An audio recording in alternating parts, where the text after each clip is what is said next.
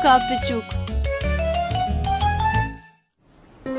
Kayu û Sera li bahçeyê mala Kayu piknik dikirin. Bi ne Sera?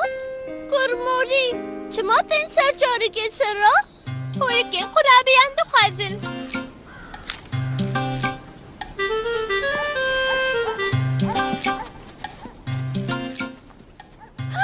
Wî çok yek. Sera, lê bine.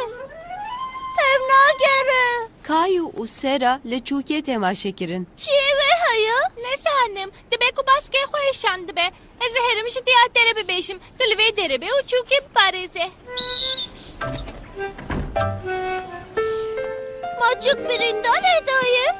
Me li vê bihêşta dibe ku pîsikeke ew biqefalta. We tiştekî rast kiriye we hat haya min pêxist gava em heywanekî birîndar bibînin divê em dest nedinê ji bo em çûkî neîşînin em dikarin bi kutiyê bikar bînin temam.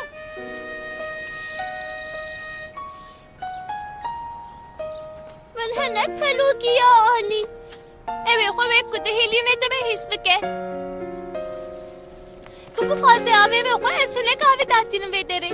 Küçük we birçî bibe dikare vana bixwe. Hûn dikarin wan di nav kutiyê de deynin nêzî çûkê. Kayu hêvî dikir ku wê çûk di demekê nêz de baş bibe. Divê ez herim Kayu. Ji bo kontrola çûkê ez ê başê dîsewêrim. Bi xatirê te.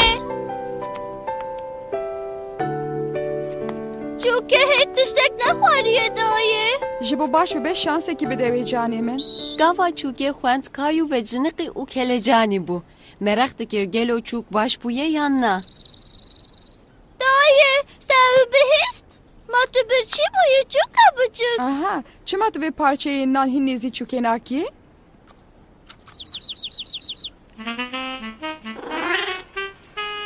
Na Gilbert. Dayê, ji Gilbert re bibêje bile çûkê rahat bihêle. Ji bo evlekariya çûkê ez ê Gilbert bibim malê û tu jî ji bo xwarinê werî wê baş Ji bibe. bo Gilbert nekeve tatêlê. Bu baş te were ez ê te biparêzim. Küçük işe baş nebe divê em çûkê bibin stargeheka çûkan. Ji bo li çûka binêrin nexweşxaneyekê wan ye taybet Ji heye. bo ziyareta çûkê em dikarin herin Elbette nexweşxaneyê. neyarin Kayu.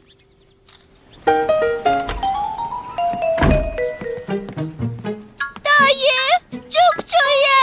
Dibe ku Gilbert ew hildabe. Binêr? Gilbert di navê demê de tim li hundir bûye. Of, Kayu, lê binêr. vaye li were. Ji bo em wê netirsinin divê em pir bêdeng û hêdî tev bigerin.